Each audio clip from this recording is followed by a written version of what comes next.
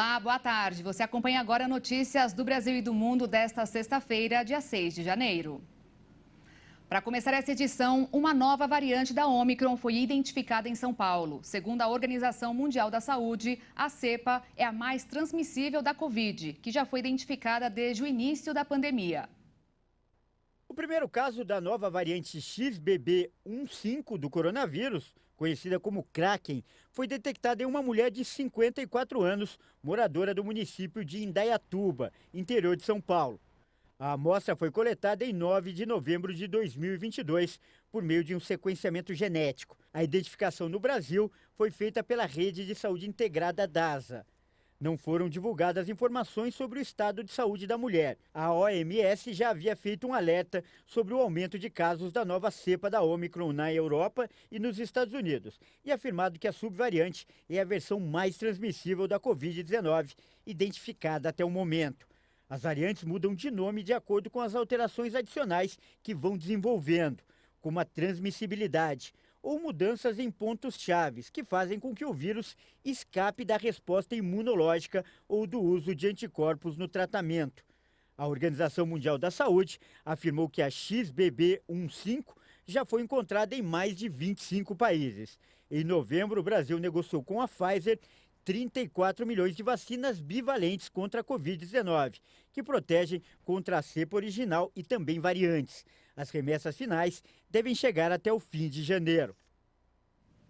E o estoque de vacinas contra a doença para crianças de até 4 anos acabou. A Secretaria de Vigilância em Saúde e Ambiente do Ministério da Saúde, Etel Maciel, afirmou o governo que negocia com a Pfizer a antecipação de remessas previstas para o fim de janeiro. Segundo ela, a expectativa é de antecipar 3 milhões e 200 mil doses para o público entre 6 meses e 4 anos e outras 4 milhões e 500 mil para o público entre 4 e 11 anos. Outro imunizante para crianças que poderia ser usado é a da Coronavac, mas só foi aprovada para uso a partir dos 3 anos de idade.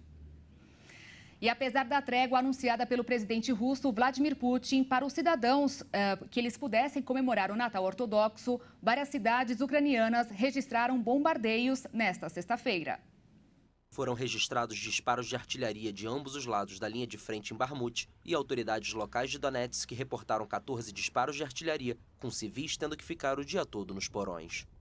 Kiev ainda relatou 2 bombardeios russos em Kramatorsk, também no leste, e um bombardeio russo em Kherson, no sul. O exército de Moscou garantiu que está respeitando a trégua e acusou as tropas ucranianas de continuar bombardeando cidades e posições russas. Esta seria a primeira grande trégua na Ucrânia desde que a invasão russa começou em 24 de fevereiro. Mas o anúncio do Kremlin foi recebido com ceticismo pelos ucranianos.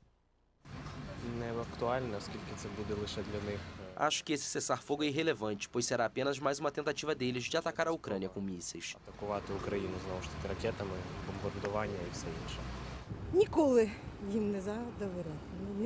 Você nunca pode confiar neles, nunca. Eles não fazem nada. O que quer que prometam, não cumprem. Disseram que não haveria guerra. Ontem disseram isso, hoje atacaram. Nós não confiamos neles.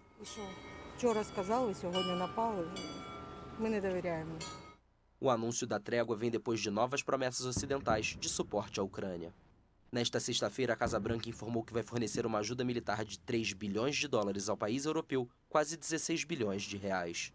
Mais cedo, a Alemanha confirmou o envio de 40 veículos de combate blindados neste primeiro trimestre, como parte da nova fase de apoio coordenada com Washington.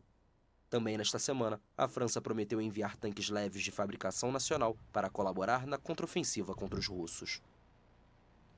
Ontem foi lançada a modalidade Ubermoto nas cidades de São Paulo e Rio de Janeiro, que promete viagens mais rápidas e econômicas. Mas o serviço não agradou nenhuma das duas prefeituras. Ricardo Nunes, de São Paulo, pediu ao Comitê Municipal de Uso Viário a suspensão imediata, pois o transporte por mototáxi não é regulamentado na capital paulista. O pedido foi atendido e o funcionamento está barrado por tempo indeterminado até que a Uber apresente uma proposta formal com detalhes sobre medidas que serão implementadas. Já o prefeito Eduardo Paes, do Rio, anunciou que proibirá a atuação devido à competitividade que será gerada aos mototaxistas e afirmou que pode recorrer à justiça se a plataforma insistir em prestar esse tipo de serviço.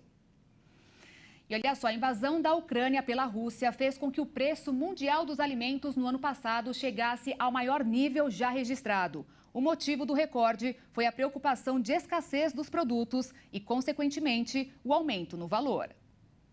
O índice de preços de alimentos da Organização para a Agricultura e Alimentação da ONU, que acompanha os preços internacionais das commodities alimentares mais comercializadas globalmente, registrou em 2022 uma alta de 14,3% em relação a 2021. Essa foi a maior alta desde 1990. De acordo com a agência, os preços dos alimentos dispararam após a invasão da Ucrânia pela Rússia em fevereiro do ano passado. A invasão resultou em temores de uma interrupção do comércio no Mar Negro.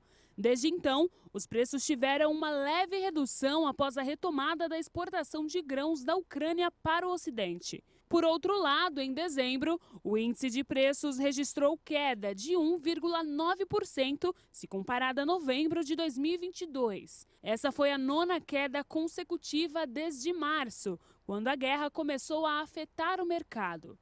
A queda foi impulsionada por uma baixa no preço internacional dos óleos vegetais e algumas reduções nos preços das carnes e cereais. E atenção para este alerta importante e preocupante. Por causa das mudanças climáticas, metade das geleiras da Terra podem desaparecer até o fim do século. Um trabalho publicado pela renomada revista Science oferece as projeções mais precisas até hoje sobre o futuro de cerca de 215 mil geleiras. E o prognóstico não é bom. O estudo diz que metade das geleiras da Terra estão condenadas a desaparecer até o fim do século devido às mudanças climáticas. Os autores da pesquisa alertaram para a importância de reduzir as emissões de gases do efeito estufa a fim de limitar o degelo e o consequente aumento do nível do mar. O trabalho se concentrou em analisar o efeito direto de vários cenários de aquecimento global. Mais 1,5 grau, mais 2 graus, mais 3 graus e mais 4 graus Celsius nas geleiras para orientar melhor as decisões políticas. Se o aumento da temperatura for de apenas 1,5 grau acima dos níveis pré-industriais, a meta mais ambiciosa do Acordo de Paris, 49% das geleiras do mundo desaparecerão. Uma perda como essa representaria 26% da massa total de gelo do planeta. Nesse cenário, os pesquisadores estimam que o nível do mar subirá 9 centímetros, um aumento ao qual se somará o derretimento das calotas polares. De acordo com os cientistas, regiões com relativamente pouco gelo, como os Alpes, o Cáucaso, os Andes ou o oeste dos Estados Unidos, perdem quase todo o seu gelo até o fim do século, independentemente de qual for o cenário das emissões. Se a temperatura subir 4 graus Celsius, o pior cenário previsto, as maiores geleiras, como o Alasca, serão as mais atingidas. Desapareceriam 83% das geleiras do mundo, o que equivale a 41% da massa total de gelo, e o nível do mar subiria 15 centímetros.